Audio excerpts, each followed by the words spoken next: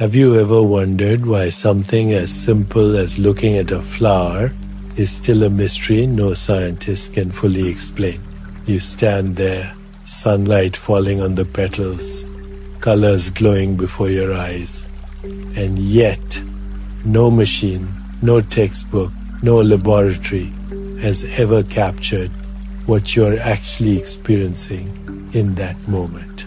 They can describe light bouncing, the eye receiving, the brain firing, but none of those steps contain the living beauty, you see. None of them hold the joy or stillness that arises when the flower meets your awareness. This is the great paradox of science and life itself. We know the processes, but the experience, the part that makes life real, remains beyond all explanation. And here lies the secret I want to share with you today. The secret that could change the way you see not only a flower, but every moment of your existence. Imagine you are standing outside, the warmth of the sun brushing your skin, the air alive with sound, and in front of you a single flower catches your gaze. At first it seems so ordinary, something you have seen 1,000 times, perhaps even passed by without noticing. Yet when you pause, when you truly look, something remarkable begins to unfold. The petals seem to shimmer with their own quiet fire. The color feels more than just red or yellow or violet. It feels like a living presence speaking directly to you. In that moment, awareness deepens. And you realize that this experience, this simple act of seeing, is far more mysterious than it appears. Science, in all its brilliance, has given us explanations for what happens in this moment. Light leaves the sun, travels through space, and falls onto the surface of the flower. The petals reflect certain wavelengths, and those reflections enter your eyes. The cornea bends the light, the lens focuses it, and on the back of your eye, the retina begins to stir. Tiny receptors, rods and cones, awaken and turn photons into electrical signals. These signals race along the optic nerve, pass through the thalamus, and finally reach the back of the brain in the occipital cortex. From there, specialized neurons detect edges, shapes, and textures. The brain organizes the chaos of signals into what feels like a clear, coherent image. Then memory arrives, emotion joins in, and suddenly, this is a flower, this is beauty, this is joy. It sounds convincing, doesn't it? It feels almost complete. Yet something is missing, and this missing piece is the most important part. Nowhere in this story, nowhere in the chain of light and nerves and neurons is the actual experience you are having. Where in that process is the redness of the petals? Where is the quiet feeling that rises in your chest when beauty strikes you unexpectedly? Where is the sense of presence, the simple awareness of seeing? The truth is, it is not there. The brain is full of signals, yes, but signals are not experience. They are the map, not the territory. This is why even the most brilliant neuroscientists will admit science has not solved the problem of consciousness. We can describe the correlates of an experience, what parts of the brain light up when you feel joy, what circuits fire when you see a color, what chemicals flow when you taste sweetness, but the lived moment itself, the way it feels to be you right now, cannot be found in any of those descriptions. Philosophers call this the hard problem. But in reality, it is not just a problem. It is an invitation to turn your gaze inward, to ask, if the flower is not truly seen in the brain, then where is it seen? If beauty is not created by neurons, then where does it arise? Pause with me here. Let yourself imagine the petals again. See them in your mind's eye. Feel the sense of color blooming before you. Notice that this seeing is happening in consciousness itself. It is not trapped inside a skull. It is not bound by the mechanics of nerves.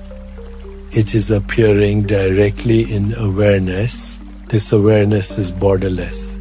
It has no shape, no edge, no time. Everything you experience, sight, sound, taste, touch, thought, memory, appears here in this boundless field. The flower is here, the beauty is here, even the idea of science explaining or not explaining is here. When you understand this, something shifts. The world does not become less real, it becomes more real.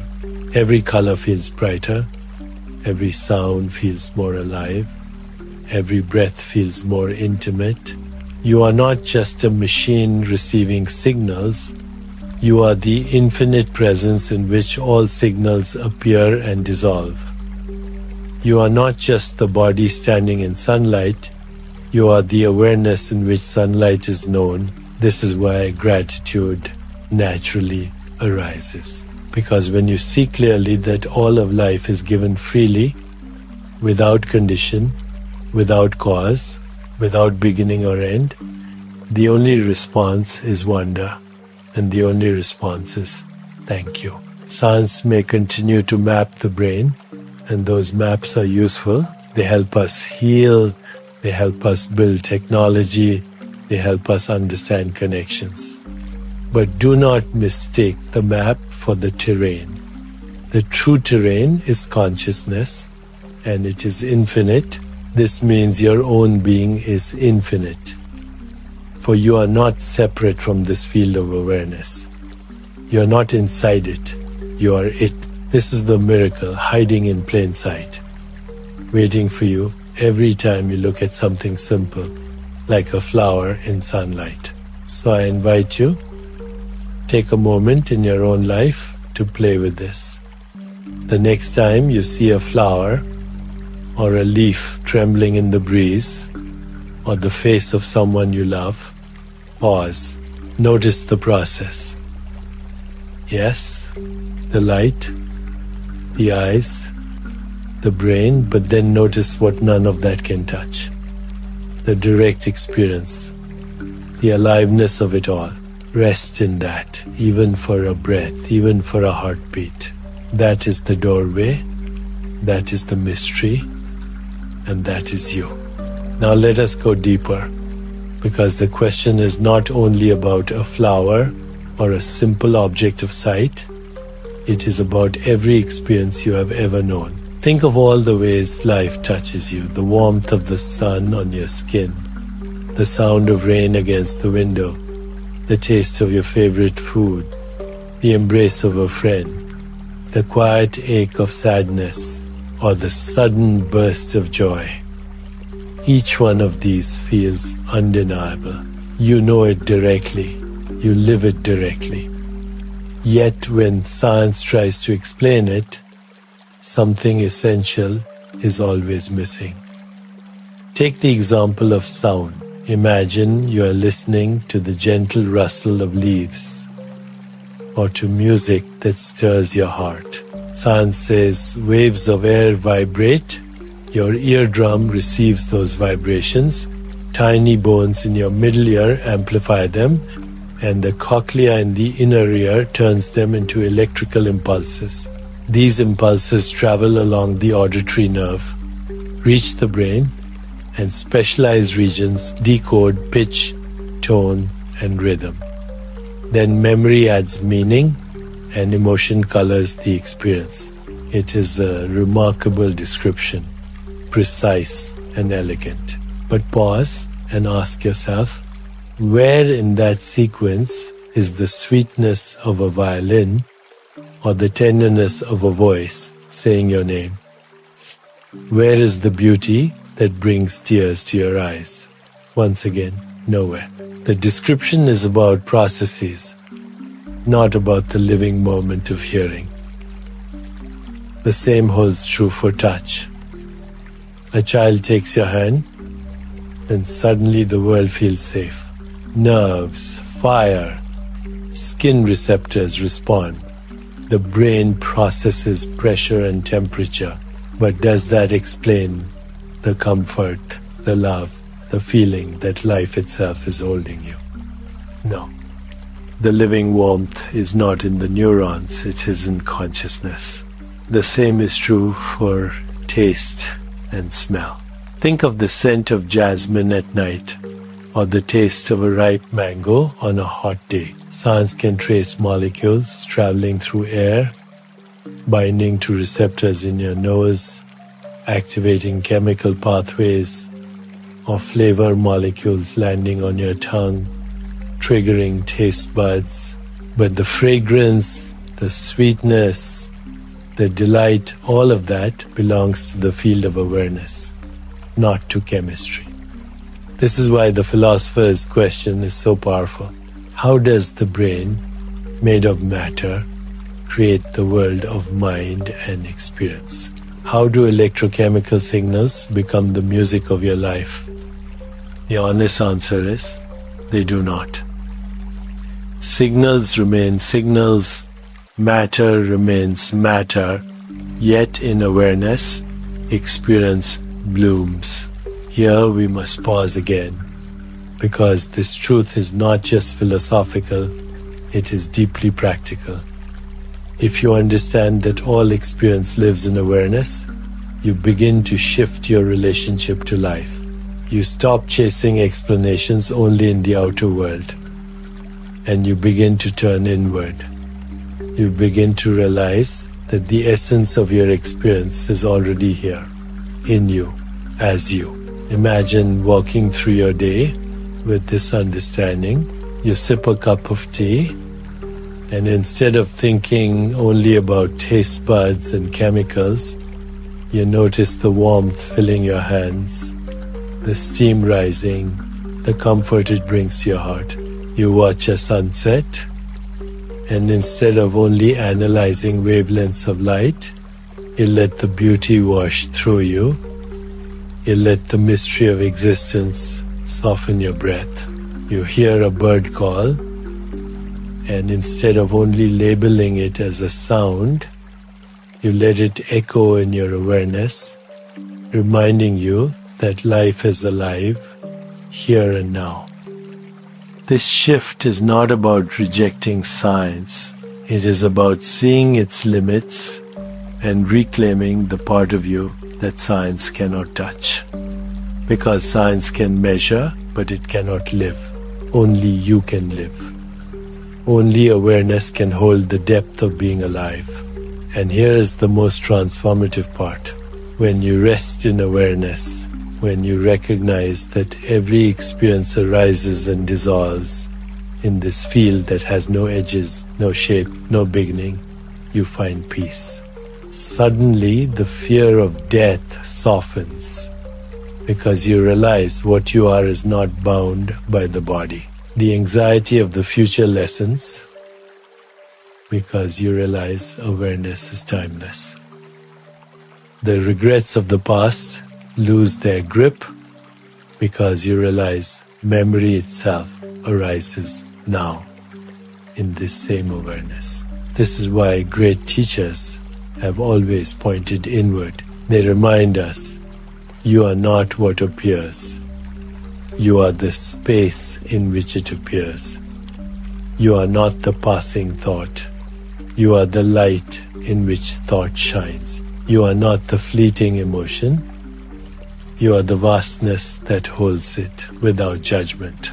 And when you know this, gratitude naturally flows, because suddenly life feels like a gift. Every breath, every sight, every sound is a miracle. So let us return to the flower one more time.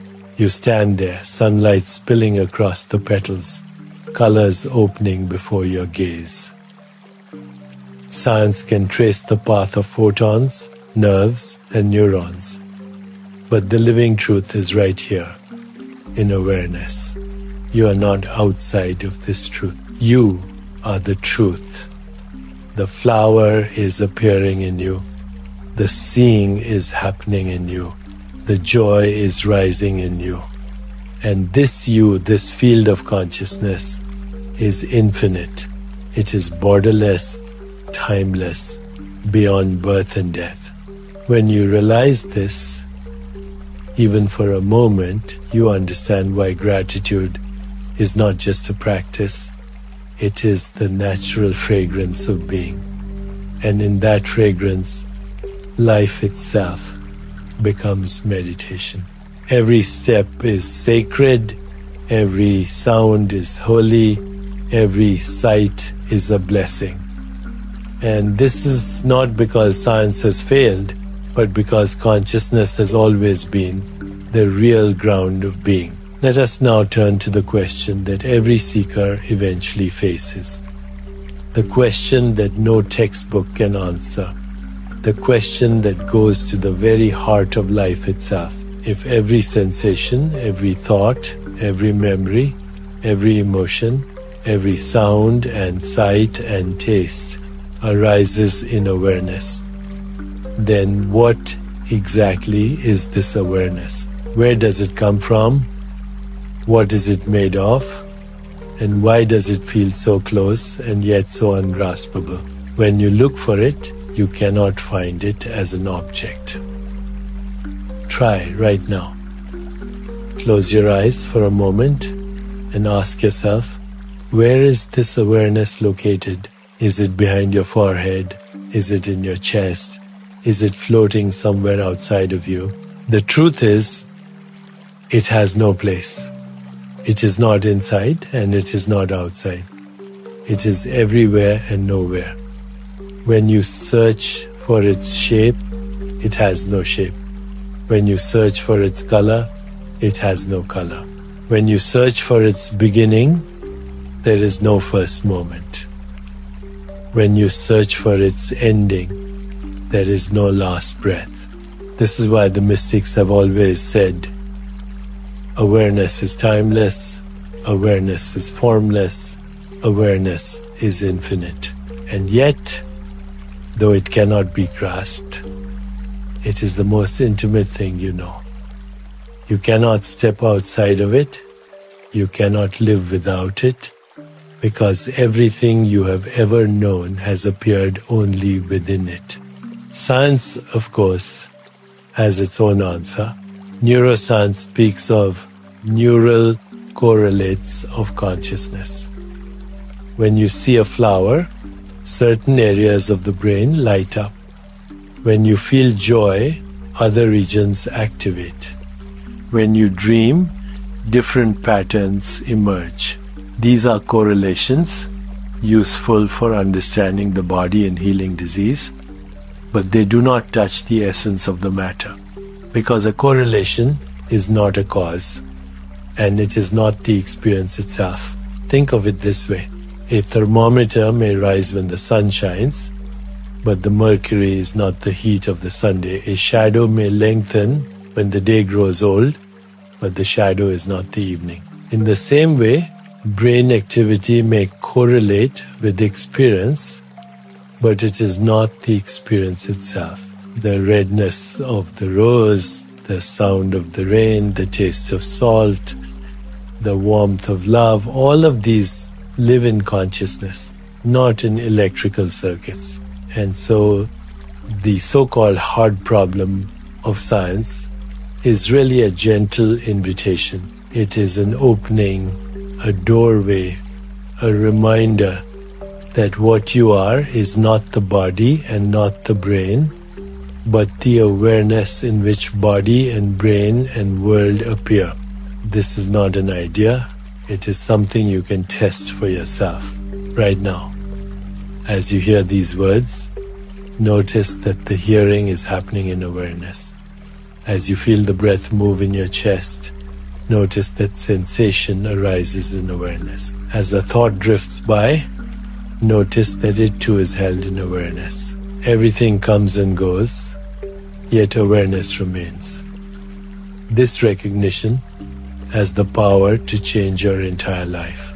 Because if awareness is infinite, then you are infinite. If awareness has no boundary, then you are not bound. If awareness has no birth and no death, then your true nature is beyond birth and death. Suddenly fear begins to soften, because what can be taken away if you are already the space in which everything arises? Suddenly suffering begins to lighten, because pain and sorrow appear, but they do not define the awareness that knows them. Suddenly joy becomes more natural, because every experience is seen as a gift in the vast play of consciousness. Pause again and breathe into this truth. Feel the simplicity of it. You are not the thought that comes and goes. You are the awareness of the thought. You are not the emotion that rises and fades. You are the awareness of the emotion. You are not the image in the mirror. You are the awareness in which the image is known. Once you taste this, even for an instant, the world looks different. The ordinary becomes extraordinary. The flower in sunlight becomes a miracle. The sound of rain becomes music. The laughter of a child becomes a hymn. Even silence itself feels alive, because you realize silence too is an expression of awareness. This is why the sages speak of gratitude. Gratitude is not just a polite response. It is the natural fragrance of consciousness knowing itself. When you see that life is arising effortlessly, when you realize that every sensation and every thought is appearing in the boundless field of what you truly are, you cannot help but feel thankful. Thankful for the breath, thankful for the body, thankful for the joy, even thankful for the pain, because all of it is part of the dance of awareness. And here is the beautiful secret. Gratitude is not something you have to create. It is already here, waiting beneath the noise of thought, waiting beneath the rush of desire, waiting in the stillness of your own being. All you have to do is notice. All you have to do is rest. All you have to do is remember that awareness is what you are. So the next time you find yourself wondering about life or questioning the meaning of your existence, return to this. Do not only look for answers in books or theories. Close your eyes, take a breath, and feel the awareness that is already present. This is the ground of being. This is the source of experience. This is the mystery that cannot be explained, but can always be lived. And in living it, you discover freedom, you discover peace, you discover love. As we arrive at the final step of this journey, let us return to where we began, with the simple act of seeing a flower. What appeared to be an ordinary moment has revealed itself as a profound doorway. Science has mapped the light, the nerves, the brain, and the patterns, but it has not touched the essence. The essence is experience, and experience belongs to consciousness. Now, let us open this understanding into daily life, into every breath, into every choice, into the way we live. When you wake in the morning, before the day takes hold of you, there is a moment of stillness, a moment before thought has returned, before memory has reassembled, before identity has reappeared. in that instant what is present. Not a name, not a story, not a plan, only awareness itself, pure and unshaped. This is your original home, the ground of being. From here the senses awaken, the body stirs, thought begins to form. But if you can remain connected to that first awareness, even as life unfolds, you will move through the day with greater peace. Imagine carrying this awareness into your work. You sit at your desk, or you walk into a meeting, or you handle the tasks of your profession. Normally the mind is tight, restless, filled with judgment and pressure. But if you pause, if you remember that all of this appears in the space of consciousness, something shifts. You see the same events, but you see them from a wider place. Stress does not vanish, but it no longer overwhelms you. Fear does not disappear, but it loses its power to define you. The play of life continues, but you are rooted in the stillness beneath it. Imagine carrying this awareness into your relationships. When someone speaks harshly, instead of being immediately trapped in reaction, you notice here is anger appearing in awareness. When someone embraces you, instead of clinging to the joy, you notice here is love arising in awareness. This recognition does not make you cold or detached. It makes you more alive, more compassionate, more free. Because you are no longer lost in the waves, you are resting in the ocean itself. Imagine carrying this awareness into moments of beauty. A sunset, a child's laughter, the song of a bird. You do not rush to capture it. You do not try to hold it. You simply allow it to bloom in awareness. In doing so, the beauty deepens. It is not only a sight or a sound, it is a revelation of the infinite shining through the finite. And imagine carrying this awareness even into suffering, pain in the body, grief in the heart, confusion in the mind. Normally we resist, we tighten, we fight. But when you rest in awareness, you begin to see that pain too is an experience appearing and dissolving. You do not deny it, you do not escape it, but you also do not become it. You allow it, you witness it, and in that witnessing, a strange peace begins to shine. Even sorrow has a kind of sacredness when seen in the light of consciousness. This is the practical gift of realizing that experience is not in the brain but in awareness. It changes not only philosophy, but the very way you live. It makes every moment a meditation, every encounter a teaching, every breath an opportunity to awaken. It reminds you that life is not a problem to be solved, but a mystery to be lived. Science, of course, will continue to explore, and we should celebrate that. We should honor the brilliance of those who study the brain, who map the cosmos, who seek to understand the fabric of reality. But let us also remember that beyond explanation lies experience. Beyond knowledge lies being. Beyond thought lies awareness. The flower does not need to explain itself to be beautiful. The sunset does not need to justify itself to be radiant. And you do not need to explain yourself to be real.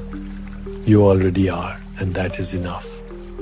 So as we close, I invite you to play with this in your own life. The next time you eat a meal, notice not only the flavors, but the awareness that holds them. The next time you walk outside, notice not only the sights and sounds, but the awareness in which they arise. The next time you feel emotion, whether joy or sorrow, notice the awareness that allows it to be known. This noticing is the beginning of freedom. It is the path of mindfulness, the heart of meditation, the secret of awakening, and from here, gratitude flows without effort. Gratitude for the body that carries you, gratitude for the breath that sustains you, gratitude for the world that surrounds you, gratitude for the awareness that makes it all possible. Gratitude is not something you must force. It is the natural fragrance of consciousness when it remembers itself.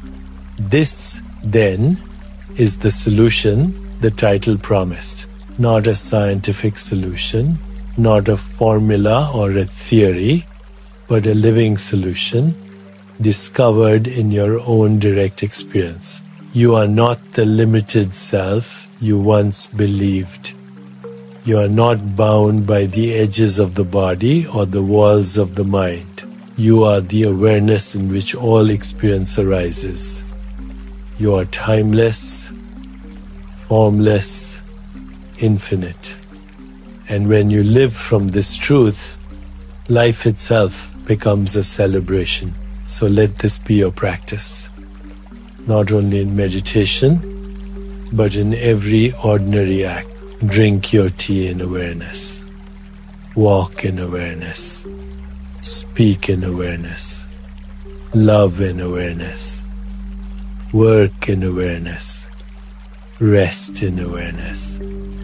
This is the highest path, the simplest truth, the deepest freedom, and it is available now in this very moment. If this journey has opened something inside you, if it has reminded you of the mystery that lives in every breath, I invite you to carry it further.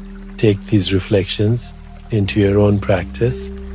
Notice awareness in your daily life and let gratitude become your natural response to existence. And if you found value here, I would be honored if you shared this video with someone you love so they too may pause, breathe, and